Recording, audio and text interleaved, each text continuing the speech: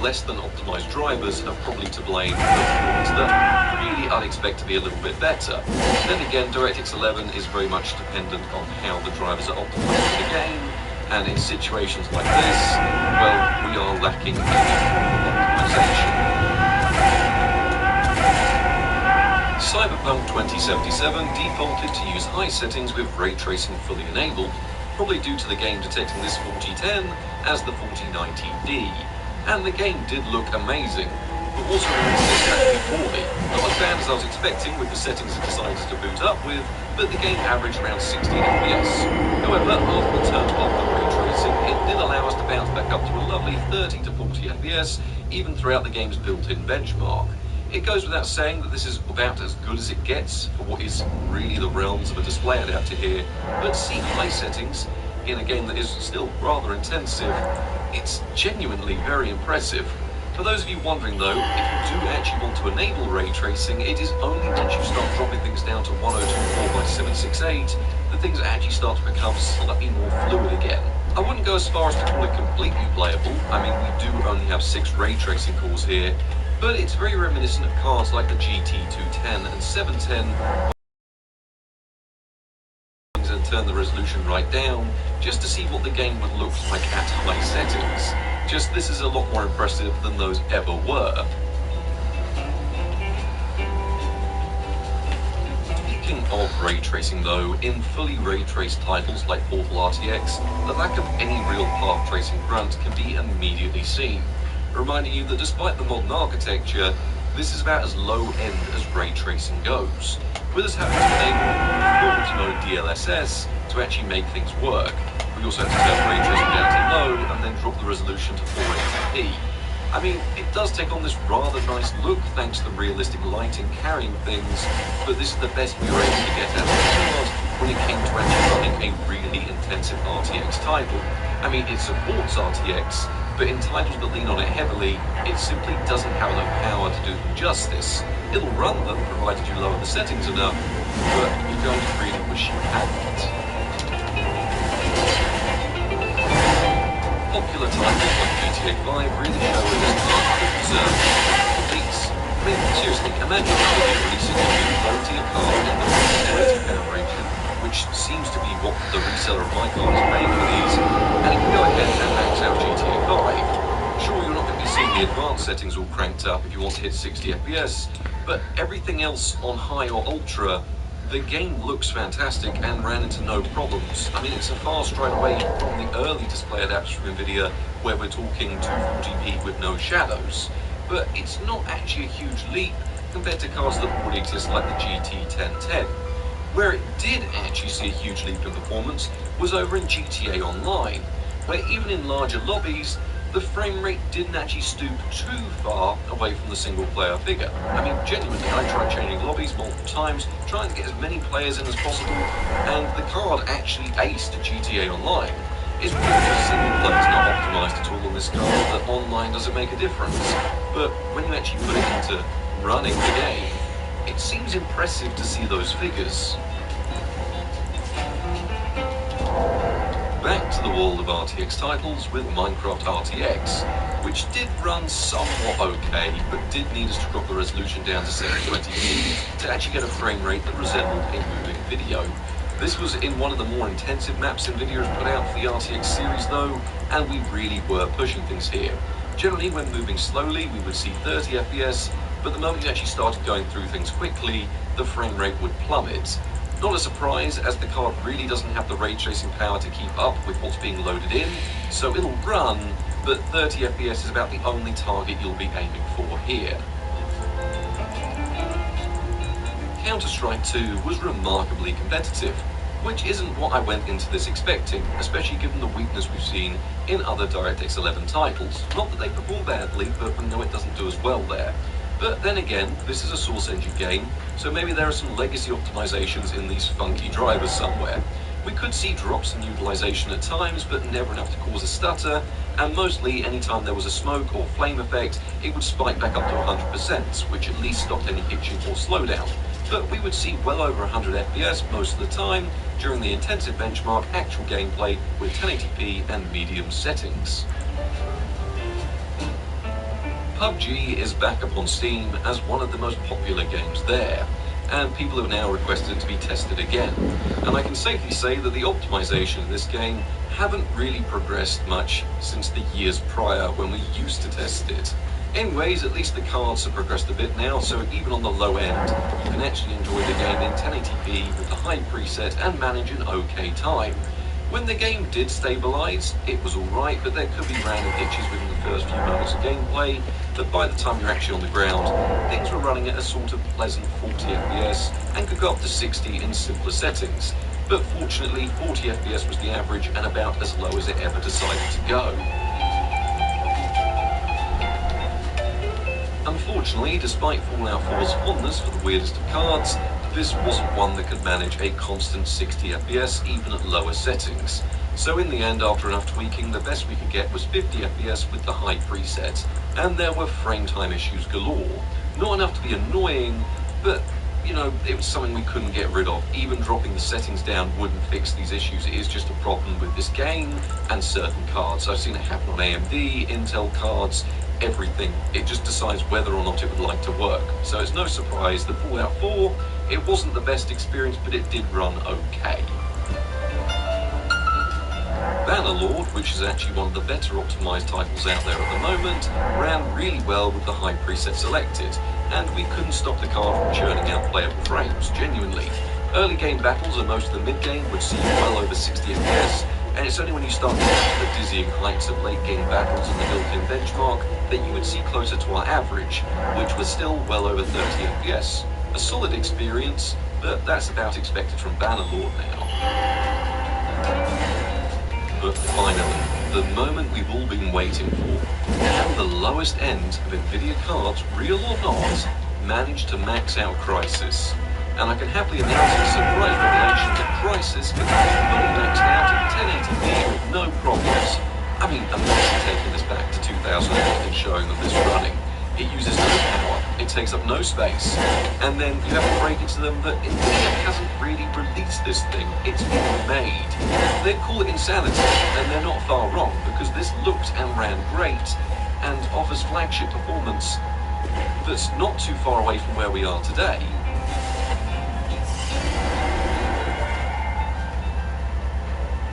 And there we have it, the RTX 4010 benchmarks. And I'm not too sure how you'd want to call it, because I did try putting it back to its original card, the A400, you know, the card this is actually based on, and the performance does decrease slightly, not by huge margins, but enough drops in games that are running at 30 FPS down to the mid-20s. So I am tempted to say that the benchmarks are representative of this unique little card we need set. And how do I feel about it? Well, given the price point this we had, over in the East at least, I can safely say that this level of performance is exactly what we're missing here in the West. Imagine being able to whack this in any PC. Run all the latest popular titles at high settings, run AAA classics in 1080p at Ultra.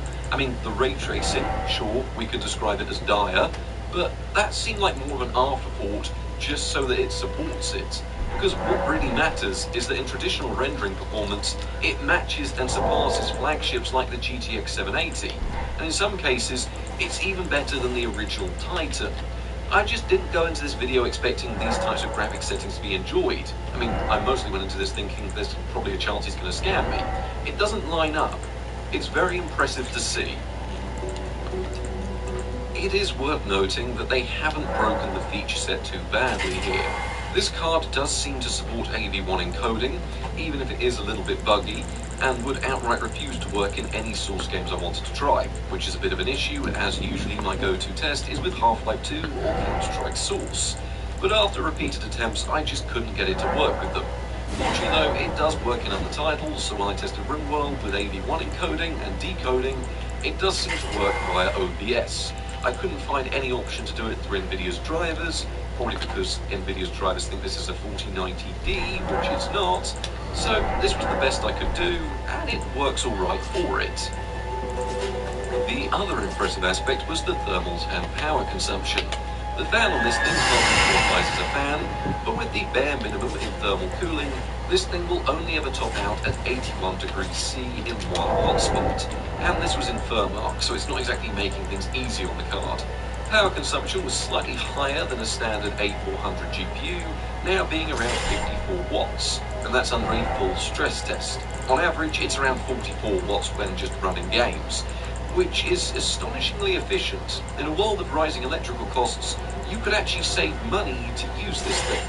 I know the praise seems endless, but I'm trying to imagine this from the perspective of if it got a proper release and wasn't some weird device, an actual RTX 4010 of sorts, because on paper that is what it is, and in performance that is exactly what it is. And I think it was a huge shift in the budget side of the PC market, and one that I would be very welcome to. Unfortunately, given this card's less than stellar origins, it can't all be praise here, as the card can't seem to run a CRT properly with the included adapter. I know that's a minor gripe, but I tried everything imaginable to get it working, and it simply can't pass through a proper signal, even when reducing the resolution and refresh rate. It almost made the CRT look like it was broken, and after enough testing, I was beginning to think that maybe it wasn't the card's fault, until I plugged it into the compact PC I keep down there, and we've got a crystal clear output. So unfortunately, CRT fans, the best you're going to get on the low end right now in terms of modern cards is the GT 1010 from a couple of weeks ago that appeared to have a native VGA port. And that's about all there is left to say about this here RTX 4010. In reality, a strange Eastern version of a workstation NVIDIA card that they've made compatible with gaming drivers through some strange trickery. Honestly, I'm not too sure how they've done it, because to my knowledge, these cards are heavily locked down in their firmware. But when it comes to getting ahead, someone is always going to figure it out. To be honest, I'm very skeptical of the RTX 4010 because it sounds like a clear scam, but credit to our seller, he's now priced the free on you can't get over here. And if NVIDIA is listening, there is a huge market in this segment of the market. Really use a low power card like this on a budget in a form factor that doesn't need anything more than PCIe, and that's all it needs. That's all you have to give this card. And I know it's not NVIDIA's focus right now, but AMD, if NVIDIA's not going to do it, give us something that performs like this, charges 50 to 80 pounds for it, and I'm sure a lot of people will be all over it. I mean, it worked you back in the GCN era when you released a card, multiple cards in every segment. Anyway, that's besides the point. I hope you all enjoyed this video on this very, very strange card. I'll be keeping an eye out for more as usual, and I'm going to be keeping this one on there because this is actually a really good card. Thank you all very much for watching though, and good night.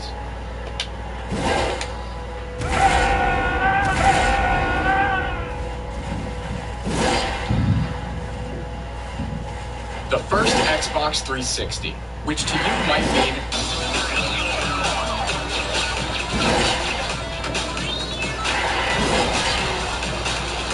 alternatively, it could also mean check this out, man. You ever seen this era before? This is perfect Walmart advertising for you. Now, why would anybody buy a Wii over a hardcore system like the Xbox 360? I don't know. You tell me. but very likely it means both. How likely? Effectively, the failure rate was near 100%.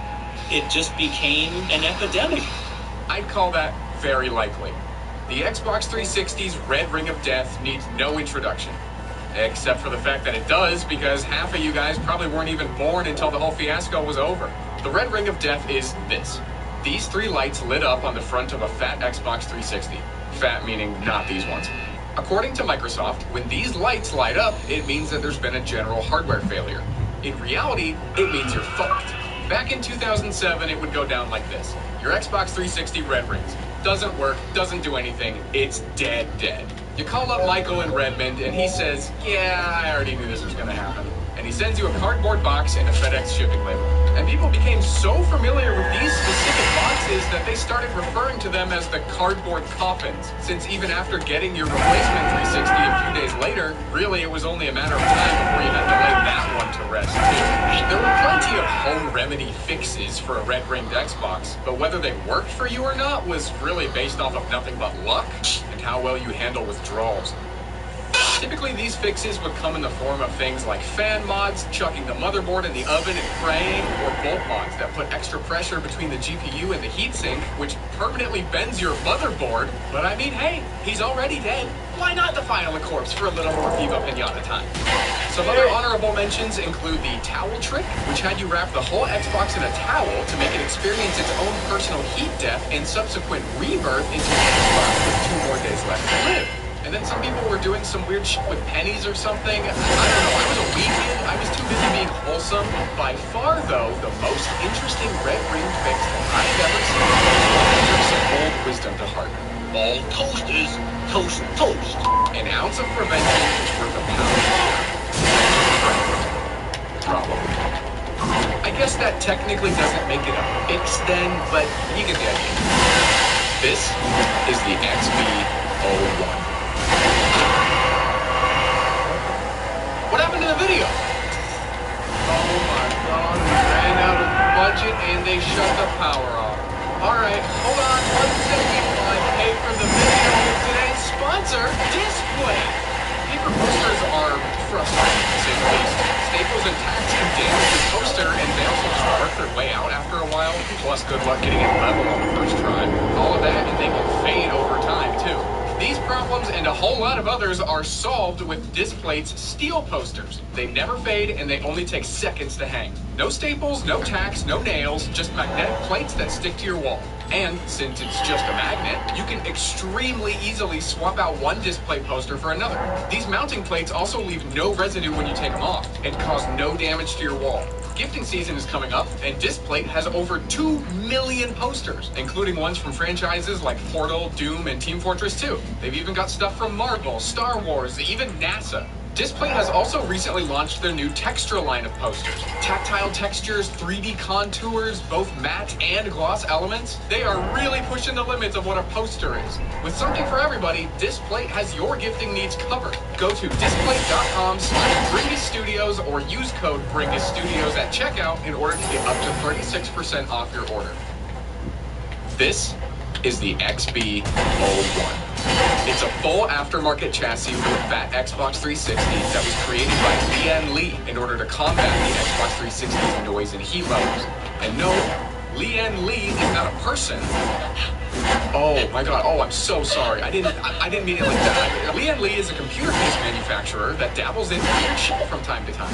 They made the Snail PC, the PC that looks like that one old Android emoji. This. They're in a better headspace now. In fact, I use a modern Leanne Lee case myself. But lucky for us, out of that derangement period, we got the XB01. We're gonna go over to quietpc.com now. Let's see what they have to say about the XB01. The Xbox 360 is without doubt one of the best next-generation gaming consoles available. The only problem is that the console is renowned as being noisy. This is where the Leanne Lee XB01B comes in. Once the components have been transferred from one to the other, the noise reduction is immediately obvious. So it seems like they're talking a lot more about how it just makes it quieter, not necessarily. Oh wait, no, here it is. The Xbox 360 has been plagued with overheating problems. Okay, I was wondering if they were going to get to the overheating bit. If you have ever suffered the red ring of death, you will know exactly what that means. Microsoft have made revisions to the console to help tackle this issue. One reason for the overheating problem is the fact that the Xbox chassis is very small. Completely wrong. The two 80mm fans spin very fast to remove the warm air inside the console. This leads to another issue, noise. Okay, so they're not completely wrong about this. Completely wrong. The optical drive is also very noisy. To combat this, Leanne Lee have placed acoustic foam in strategic places to help reduce noise and vibration. It does not make the Xbox quiet while reading a DVD or CD. So the point of that was... what? Okay, this is under reviews from Total PC Gaming. Who is that? I don't know. Total PC Gaming issue 1. Okay, so this is a magazine. Keep glancing an eye over the sexy lines of the XB01 and rest assured that once the guts of your console are in pride of place, it will do exactly what it promises. Sexy lines, huh? I mean, it kind of just goes like straight, 90-degree straight lines. Okay, we get it, bro. You're straight. As intriguing as the XBO1 is, as far as I can tell, it really wasn't that popular. You can find a pretty good amount of info about it online, but for the most part, it's only going to be from review sites or long dead pages from online retailers. There's very little online forum discussion from actual end users of the case. It's a shame that nobody's made a long-winded YouTube video exploring the thing. Oh wait, that's my job. The stuff you find at Big Lots, am I right? Now that I think about it, a joke about how it looks like a giant brick of drugs would be more appropriate. The stuff you can buy from people off 3rd and Pike, am I right? This isn't the only brick.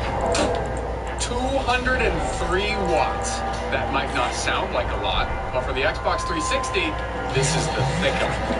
As you know, with different console revisions, usually they make them more efficient, so they need smaller power adapters. And since this is the big one, the Xbox that is currently installed inside of here, as you can see by these here ports, could very well be a launch model.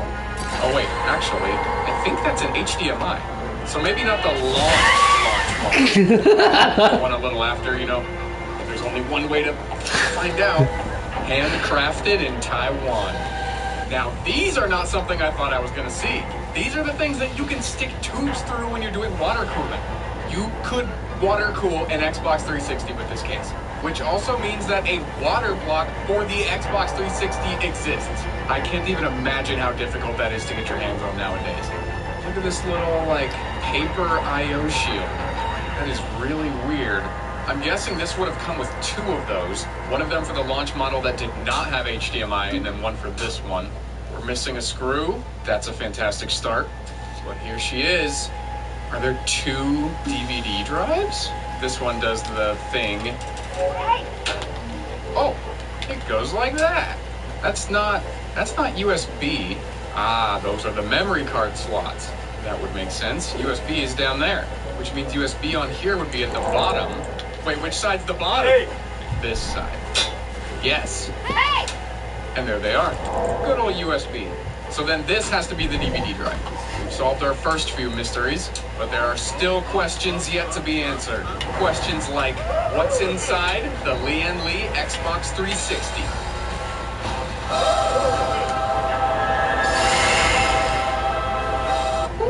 Now that's a duct. Look at this. This is like freshly laid snow that's never been walked on. And then some asshole comes along and goes, dog hair. Okay, well, it's not clean in here, but it's not disgusting. I think the worst of it is down in that corner there. That's not too bad. Okay, where do we begin? Oh, that's kind of weird. There's a sticker that's preventing me from undoing a screw. Weren't these like DIY though? Did Lian Li sell pre-built versions? That could also have been put there by the person I bought. Don't know. Well, I hope you enjoyed being secured, because you're not anymore. Makes my Xbox insecure. You're just unreliable, just like your father. And this comes out, easy enough. This is just one very riveted piece of sheet metal. Pretty cool. Pretty dusty. But we do have a clear shot of the motherboard now. If you have a 203 watt power supply, which we have, and you have an HDMI port, you have a Zephyr, which means we very likely have a... What is going on over here? Huh? Oh, I think this is the inside of the hard drive thing. You know, this big old blocky boy, and the DVD drive mounted up here.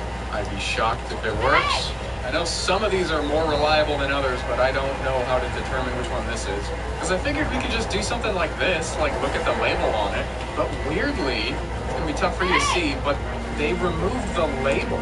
It's literally just a piece of gray sheet metal in there. Oh, wait a second. No, it's there.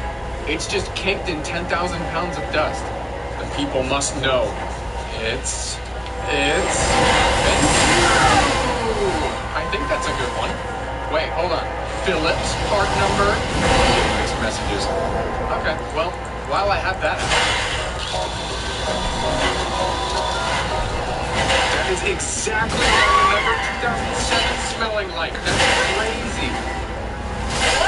I guess I should not have touched this. Yeah, it is coated in fingerprints now. Actually, upon checking the footage, it was not me. Look, it was already like that. Nothing I have tried will get it off. I tried a regular spray cleaner, no. Isopropyl alcohol, no. Goo Gone, no. Some dude on Google said lemon juice, no. So, oops. All right, what are the odds that it doesn't red ring?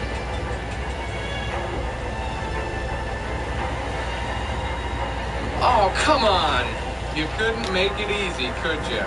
I guess it's time for the solution. This is not the first time I've done this, and something tells me it's not going to be the last. And here I was thinking lobotomies were illegal. Okay, lawmaker, watch this. Now hold on, before you finish writing that comment. It worked, didn't it? Oh, hey, look at that! It turns on! And it's actually significantly more updated than I expected. I mean, I wasn't expecting blades or anything, but there appears to be a little bit of artifacting in the capture window. Okay, never mind. It was just the capture card. It looks fine. But for how long? Okay, well, there's one thing that I have to know. What if I told you that there's a solid chance that whoever put this thing together did so for no reason at all? I mean, just building an Xbox into this thing just because it looks cool is a valid enough reason, I will admit. But you know how they said that this thing was going to help prevent red ring and improve the cooling and all that? Well, okay, well, we'll get to that. Whoa! The return of the comically long bolt. I think we're going on 3 consoles now that had a comically long bolt. Very nice, very nice. But I think that should do it. Out you come. Okay, nice. It's not bolt modded. Oh, but there's a bug in there. Do you see that? What are you doing? No. Not in my Lian Li Xbox, you don't. Okay, so the reason I took the motherboard out of this thing is because I want to see exactly which GPU we have. According to what I've read online, this variation of the Xbox 360 motherboard could have come with a couple of different GPUs. It could have a GPU that could absolutely decimate this thing at any moment, or it could be the fixed GPU, and we will never have to worry about red ring ever. And this is what I meant by this person might have done this whole thing for no reason. What are the odds that this motherboard had a fixed GPU? I got this tool to get these off. I don't actually know how to use it. One moment. That's how you do it. Okay, it's that easy? All right, Strawberry Sherbert 96. We'll see if it really is that easy. Strawberry Shortcake 96 is smarter than me. Oh, wait, hold on. Which one's the GPU? Which one's the CPU? No, I'm taking off the right one. Okay, we're good. So how do you get these ones? You just kind of like wiggle them off? I guess so. Okay. I don't know why I had so many brain farts there. Actually, those were worse than brain farts. That was just brain diarrhea. Wow, this is one funky heatsink. Come on out, little buddy. So now, here's the moment of truth to find out if whoever built this thing was a fool. It looks like our GPU is a X02127-006. Which one is that? After a little research, it turns out that this is the Y2 variant of the GPU. You can see our part number right there. And by doing one Google search, this chip contains a design defect, reliability issues, and premature failure of the chip. So whoever put this Xbox into the Lian Li case at least had a reason to be concerned and want to try it. And wouldn't it be really funny though if this was one of the fixed GPUs, so there was no point in them ever doing this? And you know what? Even though this was not a fixed GPU, it's still fun, because no matter what Xbox they put into this case, it was never going to stop red ring. So the early Xbox 360 GPUs had a few issues, most notably their tendency to eat shit and die. Normally the reason given for this is just high heat, but that's not the full story. Around the time of the 360's launch, TSMC, the manufacturer of the Xbox 360's GPU, was facing difficulties with the adhesion promoter that helped connect the die of the GPU to the PCB that the die sits on, the substrate, and this resulted in a weaker than expected bond. But that's still only one piece of the problem. So the die is connected to the substrate, and epoxy called the underfill is applied to give the whole connection some strength. the underfill cures and hardens during manufacturing, but there is still a point where it can get hot enough to soften and shift around a bit even after curing.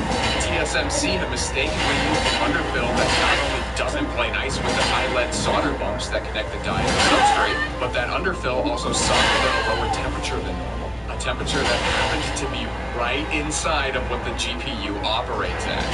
You kinda don't want that softening and shifting to happen, but when the connection between the die and the substrate happens to be weaker than expected, you really don't want that to happen.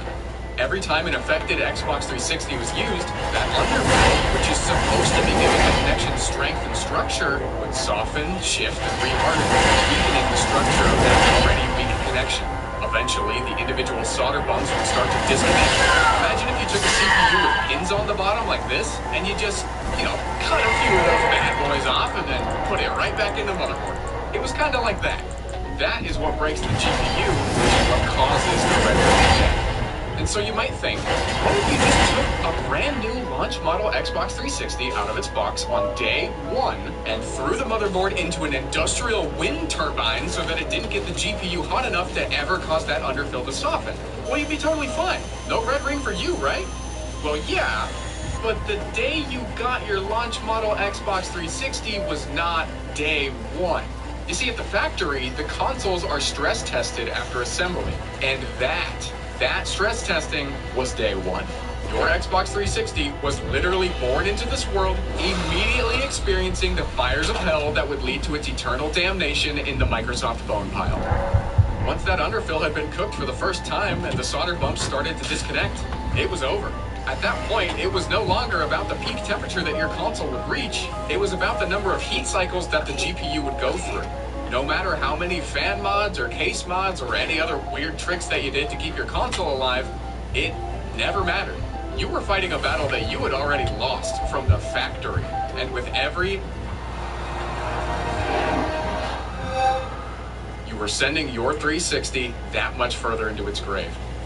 An interesting footnote to this whole fiasco is that this issue wasn't specific to the Xbox 360 at all. Using a low temperature underfill in tandem with high lead solder bumps plus a poor adhesion promoter was the same mistake that caused the yellow light of death on launch model PlayStation 3s, and it also made 7,000 and 8,000 NVIDIA GeForce GPUs, as well as 3,000 and 4,000 series ATI Radeon GPUs. Even some North Korean motherboards were affected. This whole series of failures is referred to now as Bumpgate, if you want to read more about it. So based on everything that we know about the red ring of death, even though this motherboard and GPU currently work fine, its days are still numbered. And goddamn it, I want this Lee Xbox 360 to live forever. So here's my solution to that. Let me tell you a thing or two about the Jasper. Your Xbox 360 has a power connector with two split pieces like this right on top. Congratulations, it's a Jasper. What does that mean? You got yourself a bulldozer, dude. This thing's gonna run forever. Hey! The Jasper is the only variant of the fat Xbox 360s that is guaranteed to have a reliable GPU that will not red ring, probably. Again, these things are getting kind of old now, so while the GPU is fixed, they can still have weird issues. However, your best bet is far and away another. And this one is kind of fucked up, which makes it an excellent candidate for a motherboard swap for the Liam, so that it can live forever. Imagine if all of the Xbox 360s lived forever. They would just reproduce uncontrollably, like I did with your mom after she saw my TV. The Xbox 360 population would be out of control. Sorry, fat Xbox 360s. You can't all live forever. I got this fancy tool for opening up the Xbox 360. You can tell that's what it's for, because it's X360 opening tool. Huh, look at this. Hey! I looked up Xbox 360 disassembly, and the first result is jerry-rig everything from 10 years ago. This other three on the Xbox has these little clasps. This is so cursed. Well, he just used the little one of these things to just pop them all individually, so I guess I'm gonna just do them all at once and then separate the halves? I don't think I'm the first person to take this thing apart, but I will be the last. It's loosey-goosey now. Boom. There's two more over here. Ha-ha, that's what the two offset ones are for. Ha-ha. Oh, out you come. All right, Jerry of Jerry Rig Everything. What's next? Whoa, what the heck? Every time I have to swap to a non-LTT bit, it feels like using a third-party controller. Oh, there she is, folks. Magnificent. 6 screws should set it free. Yep, thank you very much. Oh, I screwed something up at some point. Mysterious clip that is no longer going to be clipping onto anything. I guess that's just how the Xbox crumbles. Literally. Well, this is filthy. We're just gonna... There we go. Thank you for your services, Zach, but I think I've got it from here. Brainless Studios survives my durability test. Fun fact about the RF board on the Xbox 360 here. So this is what connects the controllers wirelessly to the console. I've never done this before, but I've been told that you can take this connector off, solder in a USB cable in its place, and then just plug this into your computer and you can use it like one of those Xbox 360 wireless adapters. That might be kind of a fun project to try later. Because I think we can just reuse the old one. They're slightly different revisions of the same part number, but I don't see why it wouldn't work. No, whoops. Another victim of brittle plastic. Luckily, we don't need it. Oh, this is weird. It's just like a block of 2 fans. Honestly, this seems like it would be kind of decent to replace the fans on like a smaller GPU. That's kind of cool. I'll hold on. Why? Okay, that should do it. My little Jasper. My perfect child. The chosen one. Actually, I take that all back. It's not perfect. You want to know why? It's not modded. You know what channel you're watching, right? To be fair, I guess it can be confusing sometimes. This is the Matrix Glitcher V1. It's a mod chip, I guess. It does the G in RGH. And now I gotta figure out how to install it. Save me, Mr. Mario. He recommends doing the thermal paste. Yeah, I know. Repasting is like having to do my laundry. Like, yeah, I know, I gotta do it for general cleanliness, but do I want to? No. All right, you guys have already seen me suffer through this part, so we're just gonna... Okay, thermal paste done.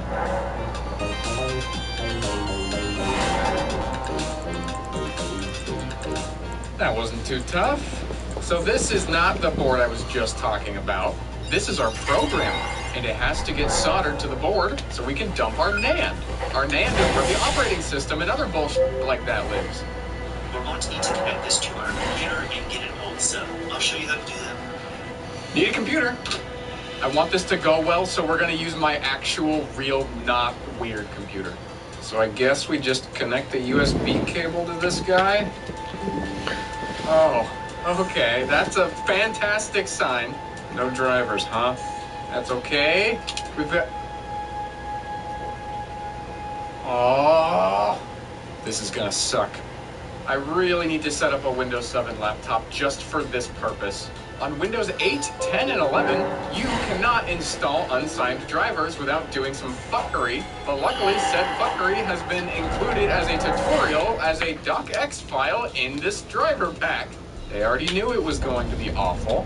We just gotta run a bunch of commands. I just realized that these aren't even working. Okay, I don't know why BCD edit is just not working. That's like really not good. Okay, we're gonna do this the other way. Huh? There's supposed to be an option that lets me turn off driver signature enforcement? Hello? That's not what I want.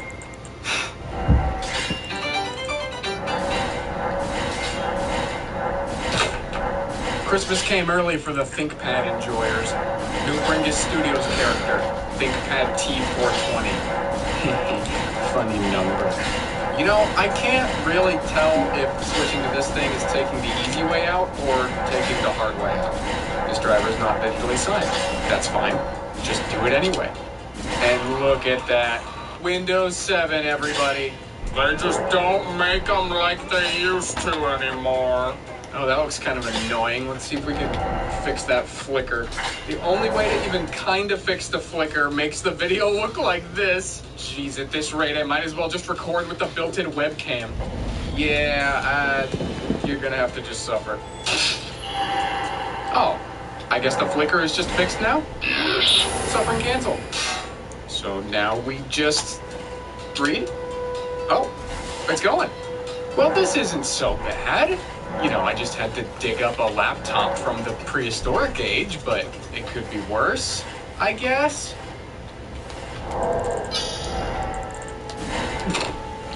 Folks, we have an end.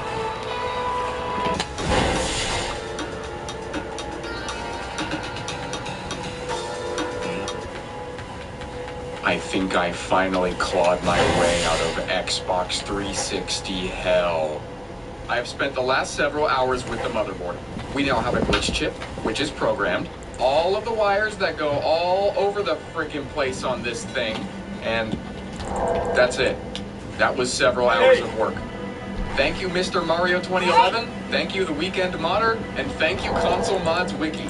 This was very confusing to piece together the process for. As someone coming into this that's never done anything with the 360 before, there are so many different glitch chips, so many different programmers, so many different places you can wire this thing up at, so many different motherboard variations. There's a lot to figure out, but I think I have figured it out.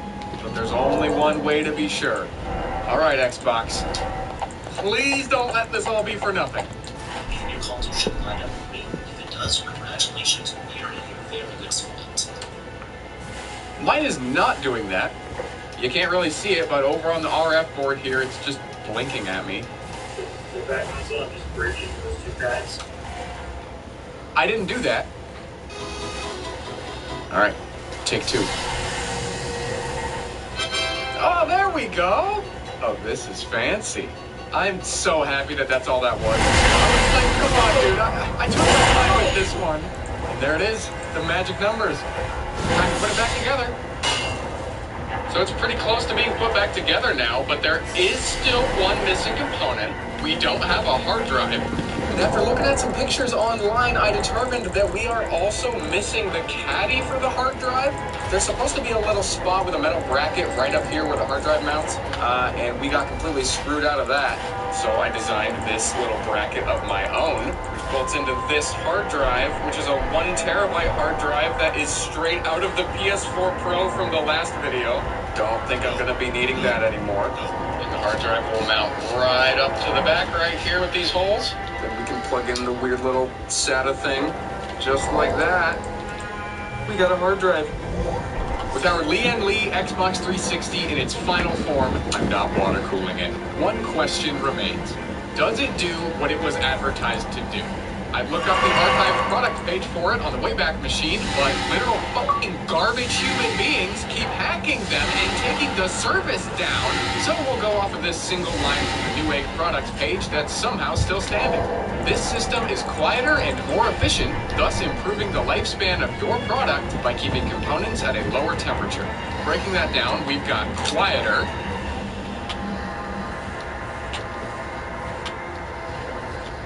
and more efficient. This one is a little too vague to really comment on.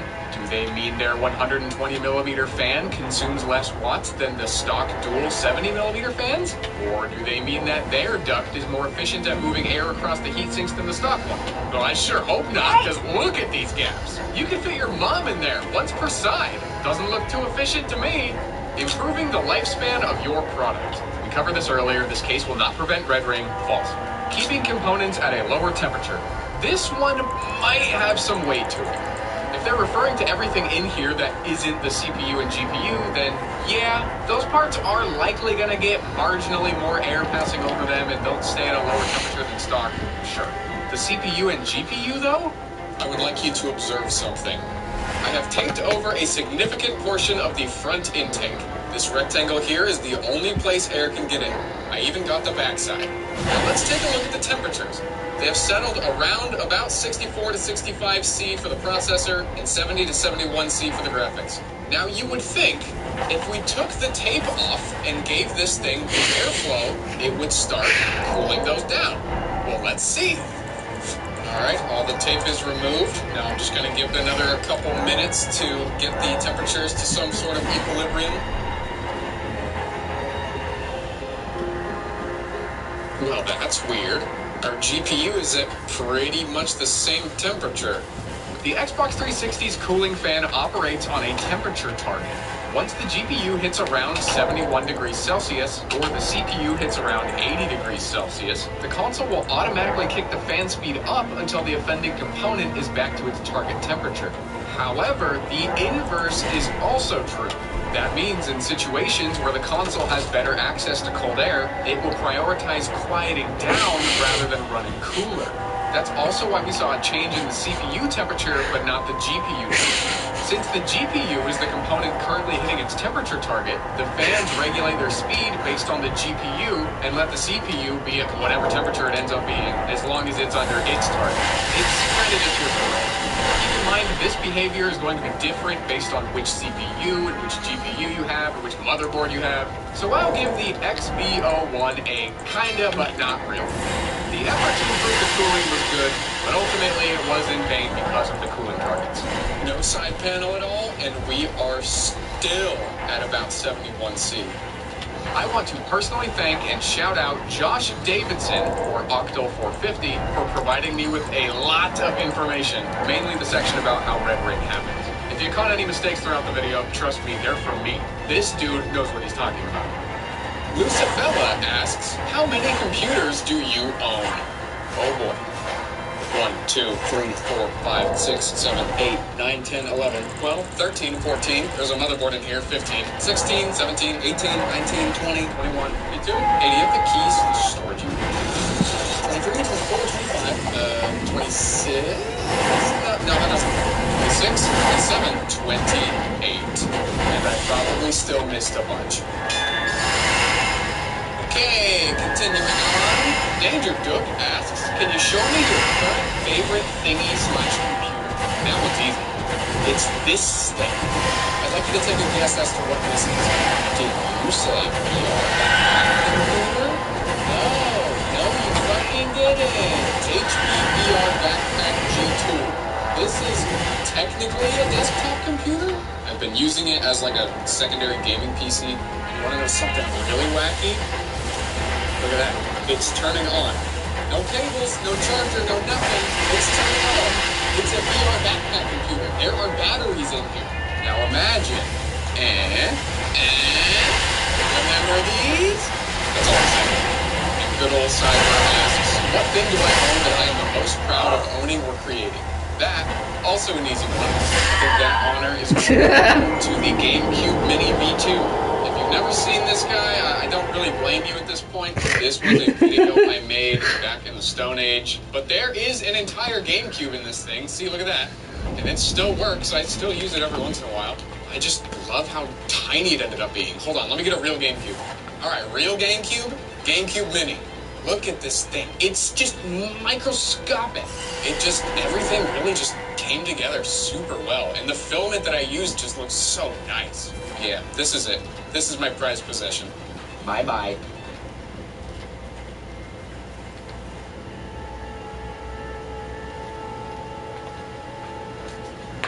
It's my Xbox. This is my personal Xbox. You would have seen this in one of my more recent videos where I went over the homebrew hacking and whatnot on the Xbox, and you might have even seen this in one of my ultra ancient videos where I tried to make it quieter by re-lubricating the fan, except that shit did not work at all. It's still loud as hell. So today we're going to be fixing that. But we're not going to be fixing only that. You see, this guy is old. I'm pretty sure it's a 1.0 Xbox. Ugh. From back in the Stone Age when they were made in Mexico. And he's in need of some love nowadays.